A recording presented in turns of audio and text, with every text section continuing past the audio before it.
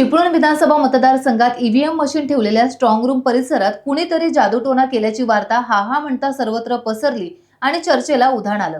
पोलिसांनी याबाबत तातडीने दखल घेत ही अफवा असल्याचं सांगितलंय। या संदर्भात एका हॉटेलजवळ वॅगनर कारमध्ये 4 व्यक्ती असल्याची तक्रार एका पक्षाच्या कार्यकर्त्याने केली होती।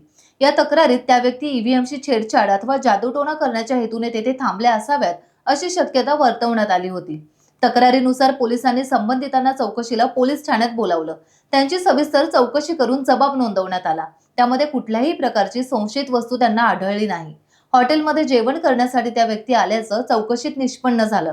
या 4 व्यक्तींवर संशय व्यक्त करण्यात आला होता। पोलिसांच्या सविस्तर चौकशीनंतर त्यांना सोडून देण्यात आलं। त्यामुळे कुठल्याही अफवांवर विश्वास ठेवू नये असे आवाहन निवडणूक निर्णय अधिकारी आकाश लिगाडे यांनी केलं आहे।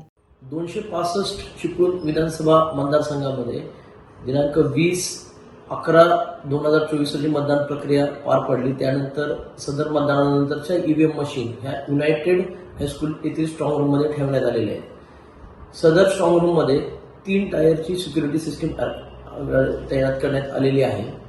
त्या ठिकाणी काल संध्याकाळी एका हॉटेलच्या जवळ एक वॅगनर गाडीमध्ये 4 इसम असल्याबाबतची तक्रार एका पक्षाच्या कार्यकर्त्याने केली होती की ते ईव्हीएम मध्ये कोणत्या तरी प्रकारची छेडछाड करण्यासाठी किंवा जादूटोणा करण्याकरिता त्या ठिकाणी थांबले असल्याबाबत त्यांनी तक्रार केली होती।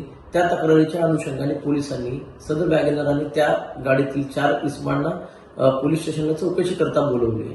परंतु सदर इसमांच्या गाडीमध्ये कुठल्याही प्रकारची अशा वस्तू आढळलेली नाही आणि ते त्या ठिकाणी हॉटेलमध्ये जेवण करण्याकरिता आल्याचे निष्पन्न झालेले आहे। युनायटेड हायस्कूलमध्ये जी स्ट्रॉंग रूममध्ये ज्या ईव्हीएम मशीन ठेवण्यात आलेल्या आहेत त्याच्या 150 मीटरच्या बाजूला मुंबई गोवा हायवे आहे, तर 200 मीटरवर गुहागर विजापूर हायवे आहे। त्यामुळे या दोन्ही हायवेच्या पूर्ण कॅम्पसमध्ये 100 मीटरच्या आतमध्ये कोणालाही प्रवेश दिला जात नाही आणि अशी कोणतीही बाब या ठिकाणी झालेली नाही। सदर इसमावर संशय व्यक्त करण्यात आलेला होता। त्यांची सविस्तर चौकशी करून जबाब घेऊन त्यांनाही सोडून देण्यात आलेले आहे। त्यामुळे ईव्हीएमच्या बाबतीत किंवा स्ट्रॉंग रूमच्या बाबतीत कोणत्याही बाबीवर किंवा अफवावर विश्वास ठेवू नये। टाइम्स डिजिटलला लाईक करा, सबस्क्राईब करा, शेअर करा आणि बेल आयकॉन दाबायला विसरू नका। पाहत रहा टाइम्स डिजिटल।